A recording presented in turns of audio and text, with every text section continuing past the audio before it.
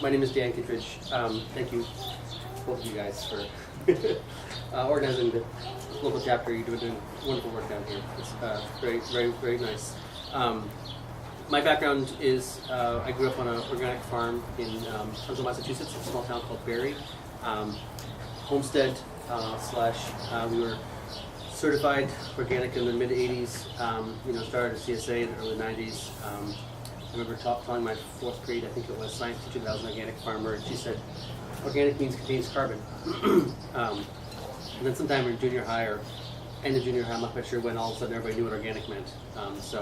My background is very much steeped in that culture. My parents run an organic farming organization, and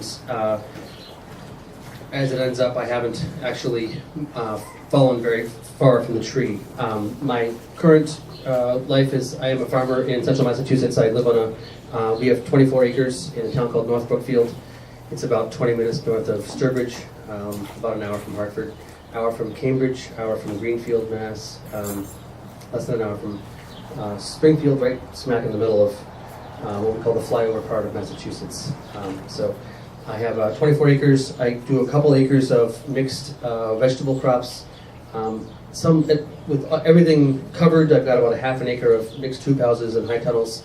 I do a lot of salad greens. I like to say I make $1,000 a week on 20 hours of work. And I make my money farming so I can afford to go around and run my nonprofit. So that's what I'm doing tonight. We have a bunch of steers. We do grass-fed beef and pastured poultry. I've got 3 kids. My daughter's 8, the youngest is almost 2. We do homeschooling, and I'm here, I think, formally in my with my professional hat on, my nonprofit director hat. When I got married 10 years ago, I had no other viable skill sets as far as making a living besides farming. I'd run my parents' farm in the summertime and gone traveling the world or being an activist or something. And all I knew how to do to make a living was farm, and I realized that I just had a deep thought about it. A lot of farmers work a lot, and a lot of farmers don't make a lot of money. And that was the kind of farming I knew how to do. I knew how to work a lot and really not make much money, and I thought about that and said, I kind of like being a farmer and being my own boss and living on the land and all that kind of stuff, but I don't like working all the time. So maybe, actually, as the whole thought process proceeded, I said, if my crops, like my potatoes, get taken out by potato bugs every year, and my flea beetles come and decimate the brassicas, so we can't grow any brassicas in the spring at all. Powdery mildew takes out all the cucurbits family plants, whether it's 2 weeks after they start, producing like the cucumbers, or maybe 3 weeks after for the summer squash and zucchini, or just a month after they, spread like the winter squash. Name the family of plants. We get taken out. Our crops, as organic farmers, quote unquote, better, quote unquote, farmers, our crops succumb on an annual basis to pestilence and disease. And I thought, if organic is supposed to be better, then maybe the crops should be healthier. And we all kind of don't like to think about disease, meaning not health, but if you're talking about a human, anybody here ever had a flesh-eating fungus? Hopefully not. You probably wouldn't be here, right?